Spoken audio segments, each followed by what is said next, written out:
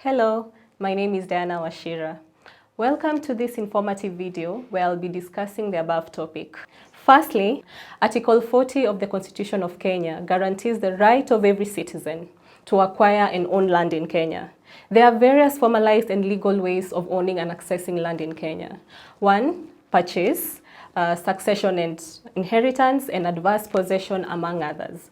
Across the urban poor settlements, there are majorly informal arrangements for accessing land. The access to land poses various challenges.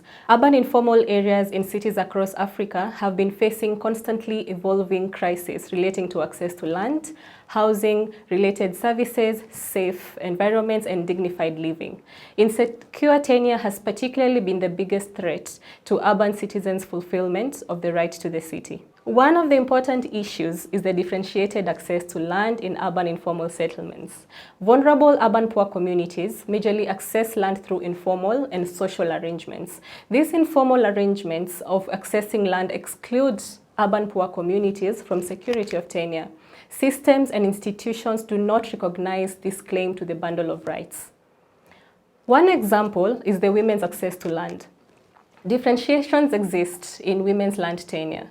Urban poor women have differentiated problems, needs, and statuses in their quest for land access and tenure security. There are many dimension factors that differentiate women's land access and tenure security. These include marital status, inheritance regime, burden care, migrant status, life cycle stage, among others. Co-production as an adaptive response to transformative cities. Impractical and timely government responses to the growing complexities of urban challenges have forced urban communities to adapt.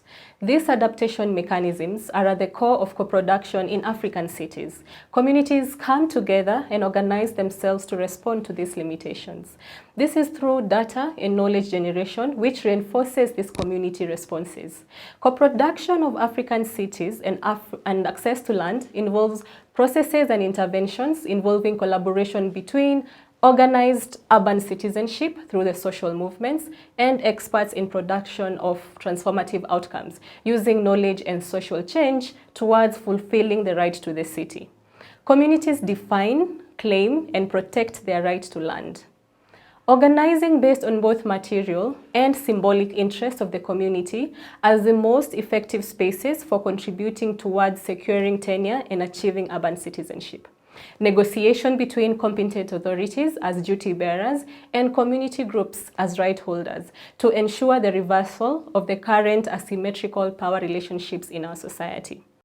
To illustrate this model of the no organized claim, we can look at the case study of Mashimoni Settlement, Nairobi. The Mashimoni informal settlement is one of the 13 villages found in Kenya's biggest informal settlement, Mathare, which is about 10 kilometers from the Nairobi CBD. Mashimoni has constantly faced eviction threats over the years, resulting in the settlement rallying together to assert their claim to the land through uniting and organizing through a social movement as well as intensive data production process through the social tenure domain process. What is the process? 1. Community organizing and community mobilization. Community conversations about the issue of tenure security, various ways of organizing and carrying out evidence-led negotiations with the government to motivate and build internal solidarity. Social spatial data collected through participatory enumeration. This involves the generation of social spatial relationships, that is the establishment of relationships between the settlement residents who have been enumerated and the various layers of tenure rights that they claim. Mashimoni community using data to make a case for themselves as legitimate claimants of rights to occupancy, as informed by the continuum of rights. Packaging of data, evidence, and knowledge into various forms of bargaining and negotiating with the government. To conclude, co-production endeavors not only ensure co-delivery of essential services, but they enable urban communities to negotiate their claim to the city based on the continuum of land rights. The figure illustrates the co-production is all about doing with communities instead of doing for or doing to. Doing with is the best strategy for developing sustainable communities as it incorporates adaptive standards in the visioning, co-planning, and co-designing of urban settlements. Thank you for watching this video. Goodbye.